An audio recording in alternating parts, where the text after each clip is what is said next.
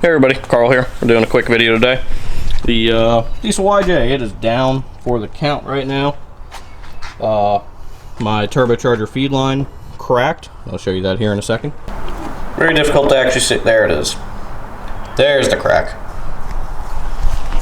So as you can tell, on a turbo feed, that's a lot of oil and a lot of pressure.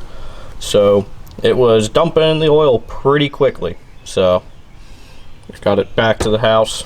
Well, I ordered everything to do AN type fitting, so it's going to be transition into my first point.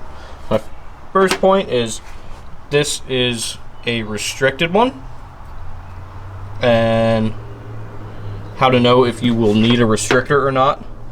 I had to clean out the inlet on here.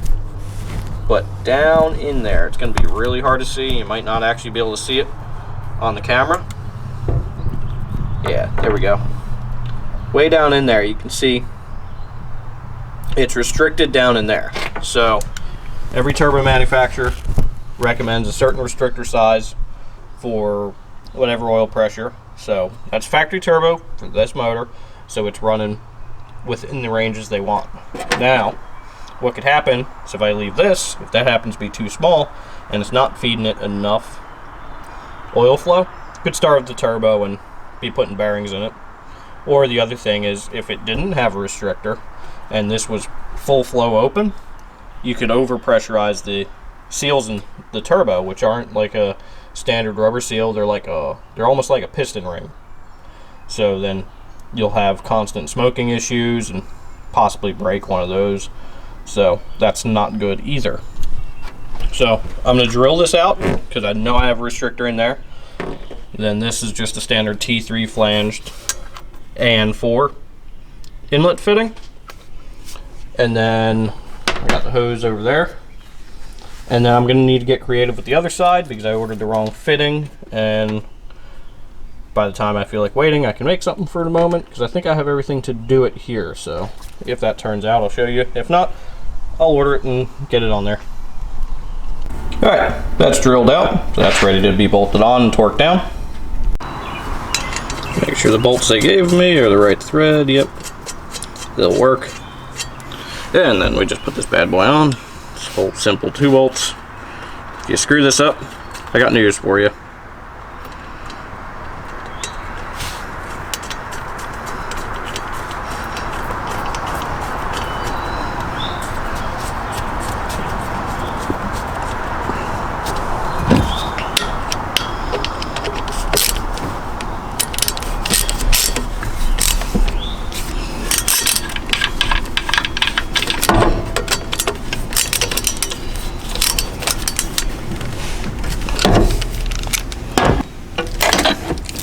Pre-crimped fitting. Could have went with the reusable ones, but I didn't really think it was worth it for this moment. So I can route this to the back where I need it once I get the bottom figured out, which I'm gonna try to figure out right now. So I'll make sure to tighten that then.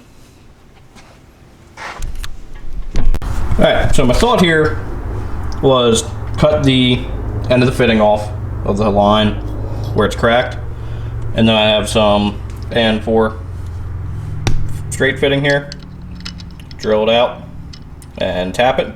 This side's AN4, this side is 1/8 inch NPT, and I should have an 1/8 inch NPT tap around here somewhere, so I should be able to just drill and tap it to that and be done. As long as there's enough material here, I don't think that's going to be too much of an issue, but I'll check it out and see. Alright, going to be drilling this out to 21/64. Not very sharp and through. Doing this without a set of tap sockets. Tap sockets. It's not fun. I had to be careful and cut slow so I don't crack out the side of this thing. See, pipe fittings are tricky because pipe fittings are all at a taper. So I need to get the taper of this open larger so I get more threads in this. So that always makes it a little bit challenging. And because you're using a tapered tap, if you have too much material, it'll tend to, you might crack this out if it's a soft material.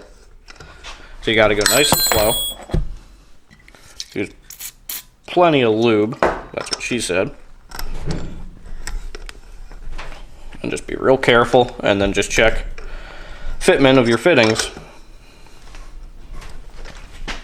There's pretty much no two pieces of pipe thread are alike, so you gotta pretty much work them together. Sometimes you're lucky and stuff just works.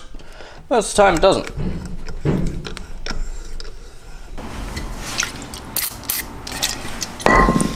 Quality television. Watch somebody for 15 minutes tapping a hole.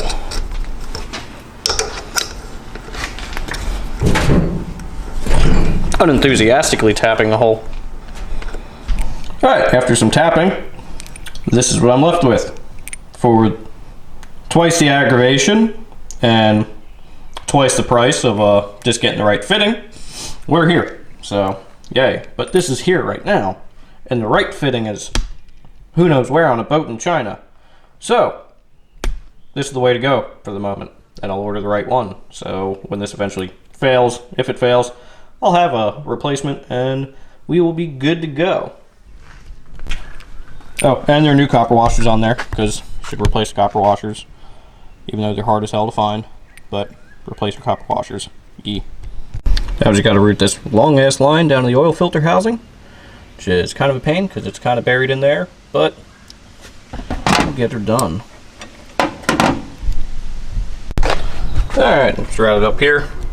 Line is absurdly long, so I got to kind of route around up in the intake manifold and back around to the oil filter housing. I'm going to check the oil, fill it up, then start it up, and hopefully there's no leaks. No oil leaks there. And I don't see anything down there.